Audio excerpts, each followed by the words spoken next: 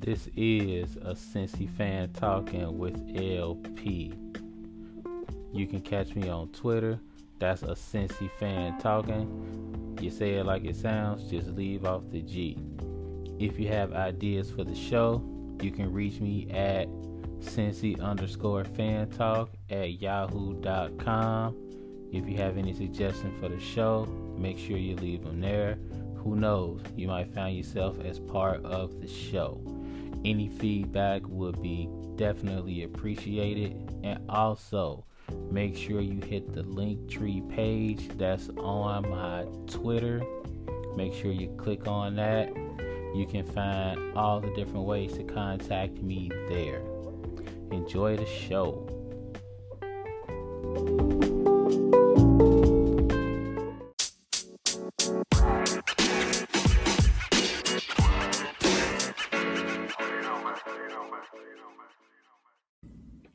What's up? What's up? What's going on, y'all? Welcome to another episode of the Humble Pod. Welcome to a Cincy fan talking with LP.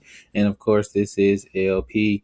Appreciate y'all stopping back after our 1 week hiatus. Took a little bit of time, call it a mental health week, It's a whole lot of stuff going on. So we took a quick chill pill, a little pause for the cause or whatever. But we right back at it, back like we never left. So appreciate y'all hanging with us. Appreciate all the A1 day ones. Is this your first time stopping through? Hope y'all enjoy it. As always, appreciate all y'all out there. We're just gonna go ahead and hop into it. Got some sports, got some non-sports. So just stick and stay for however long this take. I don't know how long I'm gonna talk for real. I just kind of get to it, get it off my chest, and then I just hit stop recording, and you just get it how I feel it. So we're gonna go ahead and hop into it. We got the draft jumping off on Thursday. Here in Cincinnati, we all hyped up because we got the 5th pick in the draft, and it's all Team Chase or Team Sewell. Do you want the wide receiver? Do you want the offensive lineman? Which one do you want? Do you want the protection? Do you want to get the scores? If you've been listening to the pod, if you've been checking out the tweets, I'm Team Sewell. I've been saying this since the season started, since the 2020 season started. You gotta protect the franchise. I mean, I've been beating this like a dead horse for the longest. So I'm gonna take a completely different angle. How important is this draft to the Bengals franchise on a scale of 1 to 10? How important is this draft? For me, personally, I would say this draft is it's about a 7. If you really want to gas it up, I would say about an 8. Because when you really look at it, closely, we still rebuilding around here. I know people are saying Zach Taylor's had the team for 2 years. In this third year, you really need to jump up. But where are you jumping to? I mean, really think about it. Look at the division. And I love my Bengals. I do. I truly do. I mean, we've been getting beat up for years and I'm still riding with the squad. So I'm down. This. 10 toes. But when you really look at it, you look at the division, the Browns, talented. The Ravens, super talented. The Steelers, super talented. We really fourth fiddle. We got to push past 3 teams to get to where we need to go.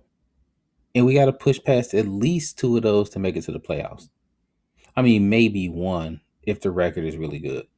But, I mean, just being realistic, because you got to be a realist. I mean, you have to. I mean, it's good to love your team, but to be realistic, talent-wise, we still got to build. So this draft is important. But in the grand scheme of things, when you really think about it, it's the draft and it's free agency. And then we're looking at other drafts and we're looking at more free agency because you have to build the talent pool with the Bengals. That's what's happening right now. We had the talent to compete a few years ago, and the Bengals did really, really well. Not in the playoffs, but as far as regular season and making it to the playoffs, the Bengals' talent level was at or above other teams because they drafted well, because free agents wanted to come here. That hasn't happened lately. And because that hasn't happened lately, the bottom kind of fell out and teams passed the Bengals. That's what happened. So it's going to take more than one draft. It's going to take more than one player. One player is not going to come in and completely transform the Bengals. We saw that last year with Joe Burrow. It's going to take time and it's going to take more than one player. This isn't basketball. It's not. If this was basketball, you could get that one player and you could completely transform the team. This has happened before in basketball. We've seen plenty of situations where one, maybe two players have come in and completely transformed their franchise, took them to the playoffs. 2 or 3 years later, talking title. It happened in Orlando with Shaq. It happened in Cleveland with LeBron. I mean, these things happen in basketball. There's only 5 players on the team. It's a lot easier to control the game. In football, you got 11 players on offense and 11 players on defense. In order to have one player completely transform the game, you're talking either a quarterback or if you're talking defense, probably a linebacker. Somebody that has their hand in the pot every single play. The Bengals have that in Joe Burrow. You got to keep him healthy, which is why I was saying an offensive lineman. But if they draft Jamar Chase, if they draft a wide receiver, I'm not really going to be upset about it. I mean, when I started thinking about it, I'm like, you got to score touchdowns to win. It'd be nice to protect to win as well. But when it's all said and done, this draft is just as important as the last draft and the draft before it because you need multiple draft picks, because you need multiple players to hopefully hit that talent level, to build up that talent to get the team strong again. Because we're talking NFL, we're talking injuries, we're talking attrition. There's so many things that could make your team a non viable franchise, even if you have the team that's capable of winning it all. I mean, we saw that with Kansas City. We've seen it so many times where you have a team that's set on winning, but injuries just kind of blow them up.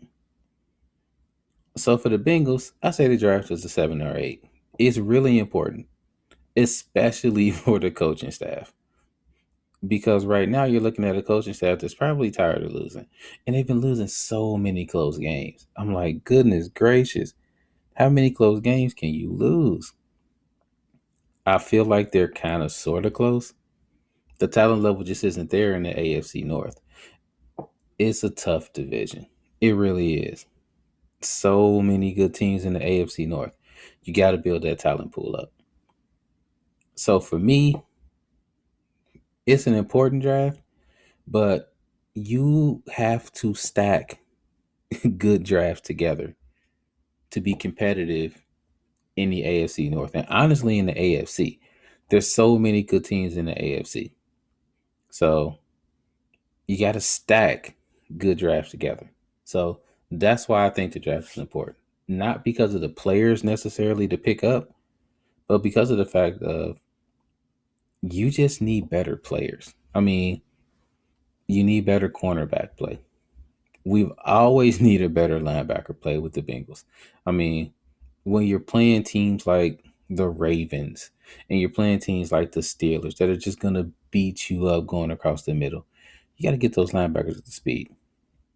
So that's how I feel about the draft. I'll definitely be watching. Hopefully, they're picking up an offensive lineman. If they get the wide receiver, can't be too upset about that. But solid players is going to be a must for this entire draft. You want to get players that are going to stick on the team third, fourth round. You want a solid draft here, and you want to develop those players you got last year and the year before. Like you want to see those players shining. If those players aren't aren't developing into like role players or solid players a few years from now, then the Bengals are going to be right where they are now. So that's kind of where it is.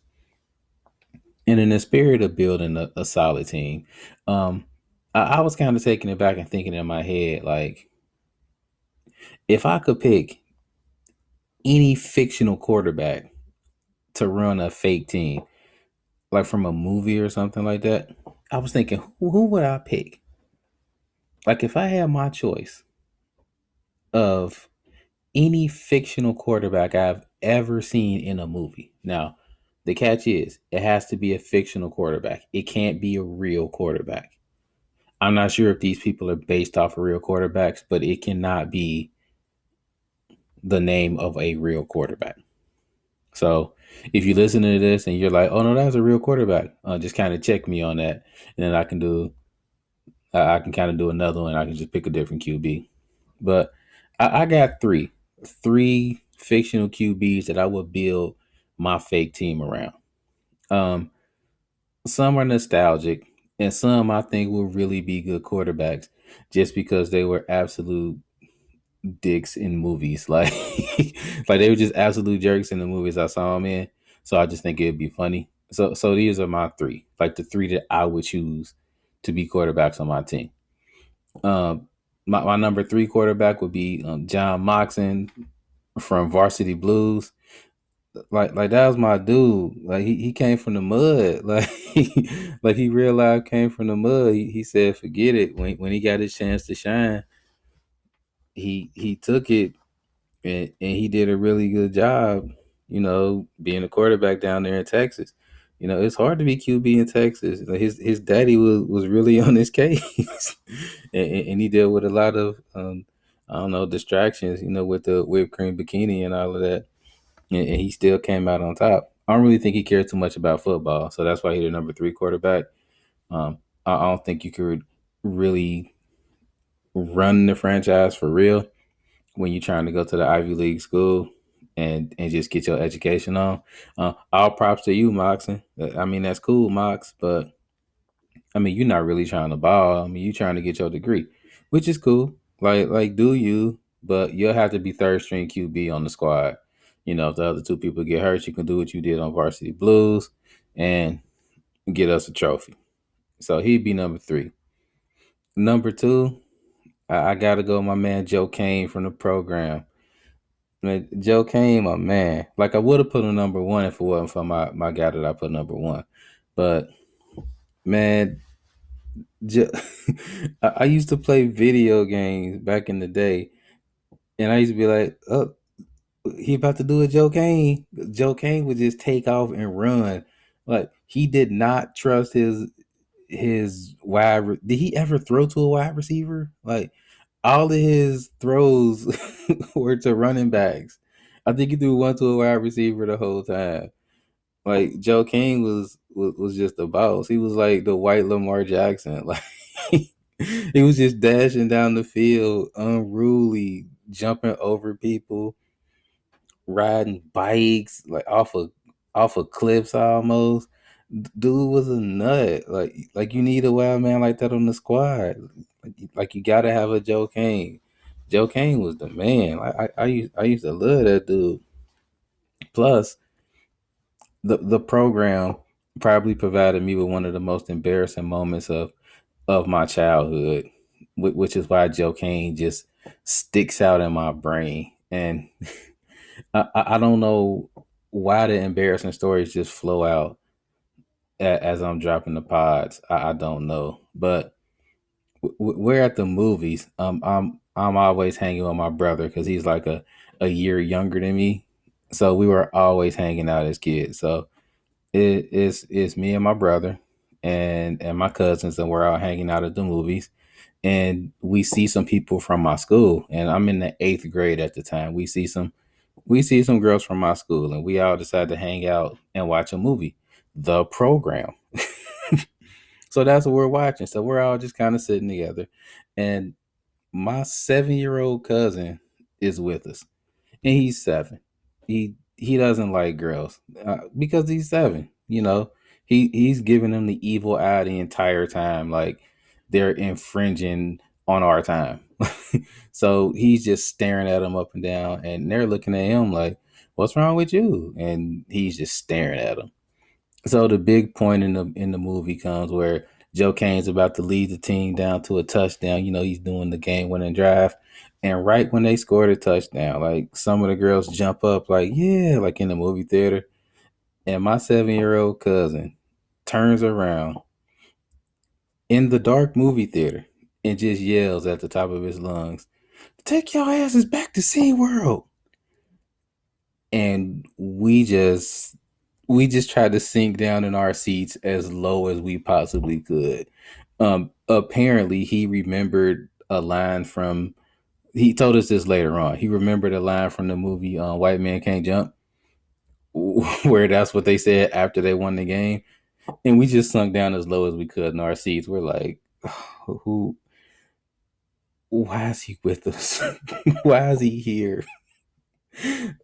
And I had to hear that for the rest of my 8th grade year. Like I would see those girls in the hallway, and they would say, "Hey, where's Little SeaWorld?" I would just have to hear that all of the time, and it was so embarrassing. I'm like, so I think Joe Kane, and I'm like, yeah, Joe Kane, and then I think about that moment, and I'm like, wow, 8th grade me was super duper embarrassed. We still give him hell about that moment. He's like a grown man, and we still bring that up, and he's like, wow, that was really lame. And we're like, yeah, you really were, sir.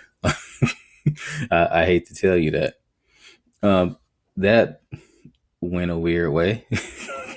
So that's he's the number 2 guy, Joe Kane. Number 1, you got to give it to Willie Beeman. Steaming Willie Beeman. Um, Willie Beeman, he kind of got his shot from injury as well, but Willie Beeman he was just ahead of his time. I mean, what can you say about Willie? He had the scramble game. He had the rocket arm. He did the videos. He had the little rap career going. Willie was just a man. Like if I had to have somebody leave my fake franchise, it's Steamin' Willie Beeman. Like he QB1. There was nothing Willie couldn't do. I mean, except be a good teammate at first. So I guess you got to have somebody like Joe Kane behind him to teach him what it is to be a teammate. So Joe Kane would be like a solid number 2 to be like, look, Willie, chill out, like calm down. Like you saw where this got you before. Like you're gonna be back on the bench while I'm leading the team. So calm down. But Willie would have to be the number 1. He got like the supreme skill set. So Willie QB1 gotta be. So that would be my top 3. Um, I really can't think of anybody that would be honorable mention. Not for real. But I will drop a thread on Twitter. If you can think of somebody that could top those top 3, definitely let me know. You can go as far back as you like for real. I guess you could put Adam Sandler in there. I guess you could put him in there, like for his role in The Longest Yard. He did his thing too. Like his skill set was pretty solid. It was just hard because like you only saw him play against prisoners, like for real. So I don't know. I would give him honorable mention because he did his thing. Like he led that team from like a ridiculous margin. I mean, they was down by a lot. Plus, he had the weight of the world on his shoulders because like my man was like he was playing against prisoners, and it was a point where like if he lost, then he was in prison for longer. Like, well, if he won, he was in prison for longer. Like he playing with long odds, and he still got the job done. So I mean, you can get honorable mention for that. Like You playing with them type of odds. I mean, you got to be a soldier. So yeah, I give him an honorable mention. So I would say those three. Plus, you throw him in as I don't know what would he be like the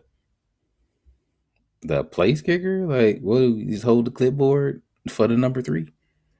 I don't know. I think that's a solid four for my fictitious team. I think that'd be pretty solid. I don't think we lose a lot of games.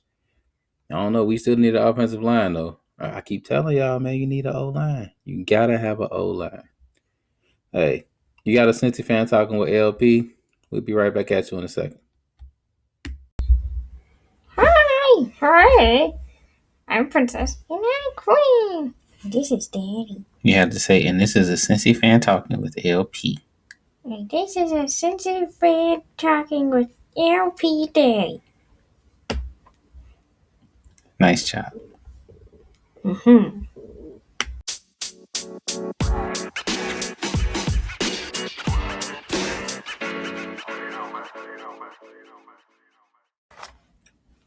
Yo, yo, yo, welcome back. Welcome back. You got a Cincy fan talking with LP. And of course, this is LP. Yo, so Snowfall ended last Wednesday. I was saying before that Snowfall was starting off kind of slow. I said that a few weeks ago. It started off kind of slow. I was a little disappointed at how it started, and I was hoping that it kicked up a notch. Man, did it kick up a notch? Let me tell you, man, stuff got real. It was it was definitely one of the best Snowfall seasons, just in terms of the plot and where it went.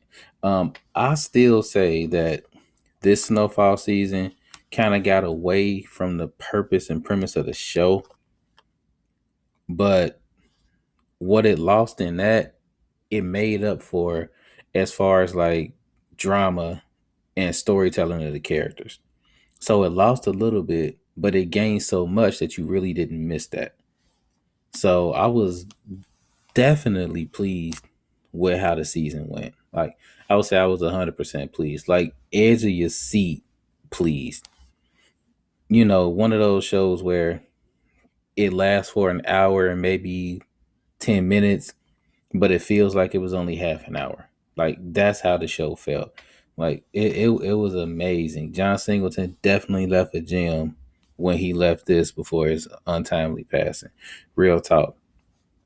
So it was a gang of people, dropping stuff on Twitter about, how Snowfall is better than The Wire and stuff like that, and how, there's not really much of how you can't really you can't really say that Snowfall's not better than The Wire. And I'm reading that and I'm like, whoa, like slow down. Like for me, and it's just how I feel about it. For one, The Wire's gonna be better than Snowfall for two reasons. Number one, what The Wire did was so genius. It didn't build itself around any character. It built itself around a city. It built itself around the city of Baltimore. So every storyline tied into the city. And that made it absolutely genius because the stories that they were telling were stories that you could easily translate to anywhere because any major American city, they're going through the same things that Baltimore's going through. And because of that, it makes the plot universal. It was absolutely genius to make the main character not a person, but a city. Like if you watch it closely, the main thread is how everything is affecting the city of Baltimore, how drugs are affecting the city of Baltimore, how the loss of jobs on the ships or in the port is affecting the city of Baltimore, how the media and how the school system, how all of that is shaping to affect the city of Baltimore. That's basically what The Wire did. And not too many shows do that. It was really smart. And the second thing The Wire did, which is what a lot of shows are trying to do now, but I don't really think they do as well as The Wire did, is they muddle that line between hero and villain to the point where you don't really know who you're rooting for. Like, I think Snowfall does that, which is why a lot of people try to compare The Wire with Snowfall because it has a lot of those same elements. But when you're watching The Wire, you're like, the cops are just as dirty as the as the people selling drugs. And then you're looking at the people, doing the quote unquote wrong things, and you're like, they seem pretty decent. But everybody in the story is a little bit flawed. Everybody is. You can't really pick one person and go like, hey, this is a stand-up guy. Not really. That's what I think makes The Wire a little bit like Snowfall. But to me, honestly, I don't really think they could be compared. I think Snowfall goes more towards drama, and The Wire, it moves slower. A lot of people I know don't watch, they didn't like The Wire because they were like, it just it just moves so slow. And I get that. It kind of moved like a book. You could literally watch The Wire and nothing could happen for like two full episodes. You're just watching and watching and watching and waiting. But when something happens, it's absolutely amazing. And you're like, whoa. And it made everything tie together and it made everything worth it. With a show like Snowfall, it feels like it's constant movement and constant drama. It fits with the times. It fits with now. I don't think a show like The Wire would work now because of the way the world is set now. Everything's faster. Everything is now. You need your action and you need your drama and you want it right now. Whereas with The Wire, they teased you. They made you wait. It was just like a book. You had to pick up on clues and you had to pick up on little nuances. You had to pick up on that small stuff because it all mattered. And when the big drama hit, all of those clues tied together. Those elements are there with Snowfall, but with Snowfall, you get the payoff a lot faster. You don't have to wait as long for the payoff with Snowfall. And I feel like a lot of people like that more, which is why they say Snowfall is better than The Wire. I can't really be upset with that. It's really about preference. I learned a long time ago, you really can't argue with preference. If somebody prefers one thing to another, okay. I mean, that's cool. As long as what you prefer, as long as you have like solid reasoning, then you're good. I prefer this because it makes sense to me. It fits with what I want to do. That cool with you. There are some things out there in the world where, you know, you can say you prefer that, and we kind of look at you like that's what you prefer. I mean, there's some things that are like that, but for the most part, preferences are preferences. I mean, people like what they like. So, and I feel like Snowfall has those nuances, and I feel like The Wire has that action. But for me, The Wire is always going to be better because it told a better story, and it had the action, and it had the drama, and the characters were just so much more developed. Snowfall's not over yet, so we can't really say that the characters aren't as developed as The Wire because it's not over yet. You know what I mean? So we still have to give it time. I mean, I feel like that's kind of like society. We see something, we liked it a lot, and now it's the best thing we've ever seen. Like it's absolutely the greatest. It's better than The Wire. It's better than anything I've ever seen. And I'm like, it's not over yet. Like let's see this whole thing through. Let's wait it out and let's see if it stands the test of time. I mean, people didn't really feel that way about The Wire when it first came out. There were people that were really down on season one. When season two ended, people hated The Wire. I couldn't get people to watch The Wire with me after season two. People didn't see the genius in it. I'm like, season two was one of the best seasons ever. The way they could take season one and make a complete 90-degree turn into season two. The characters were completely different, yet the storyline was the same. You couldn't get different characters than Frank Sabaka. You go from Avon Barksdale to Frank Sabaka, yet the storyline was pretty much the same. You go from the drugs to docs, and it's like they're kind of pushing for the same thing. They kind of want what they want for their crew. And it's like the parallels are so similar, but people didn't like the storyline. And it was weird to me. I'm like, how do you not see this? And I saw that happening with Snowfall as well, which is why I kind of shut my mouth. I'm like, okay, let's see where they're going with it. And it was like absolutely great.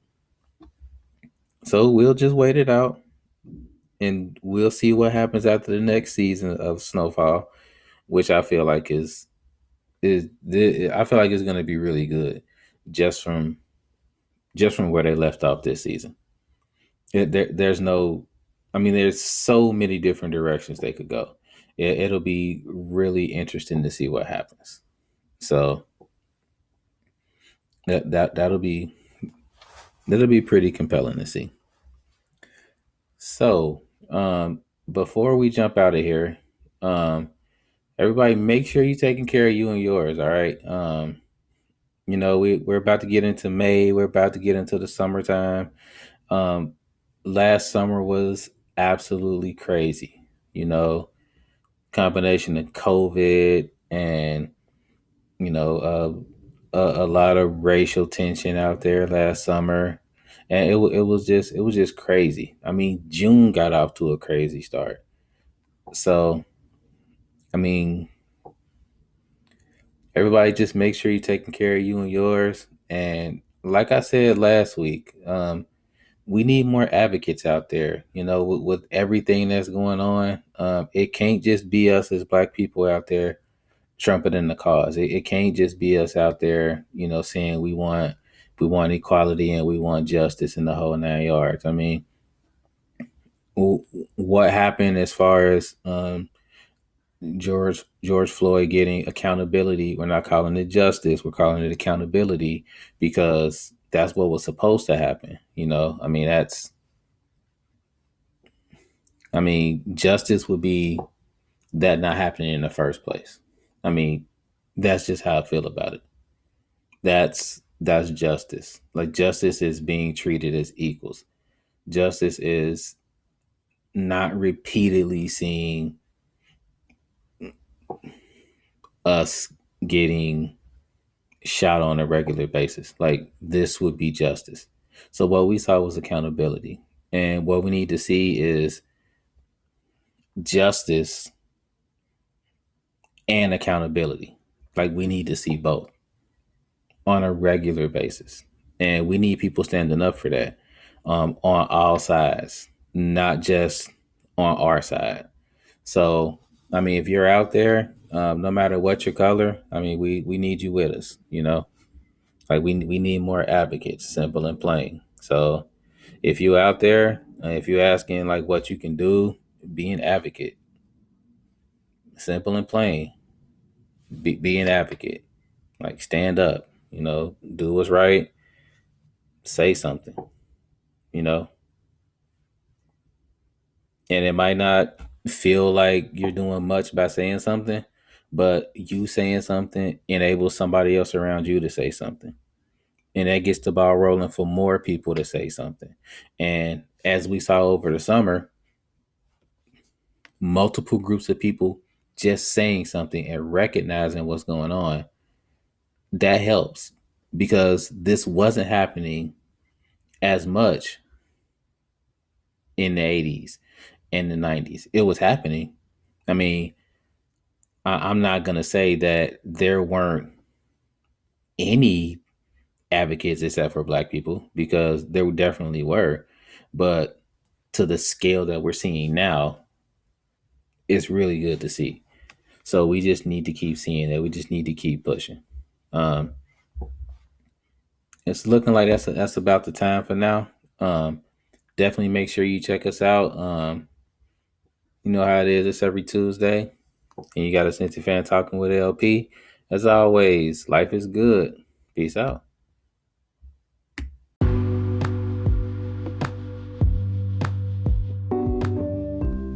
If you're not ready for the conversation to end, I'm not either. Make sure to catch me on Twitter. That's a Cincy fan talking. Leave off the G at the end of it, and we can keep the conversation going. Also, don't be afraid to hit that subscribe button so you can catch the next episodes. The episodes will drop every Tuesday. If there's a change in that, I'll make sure to let you know. Appreciate the support. As always, life is good.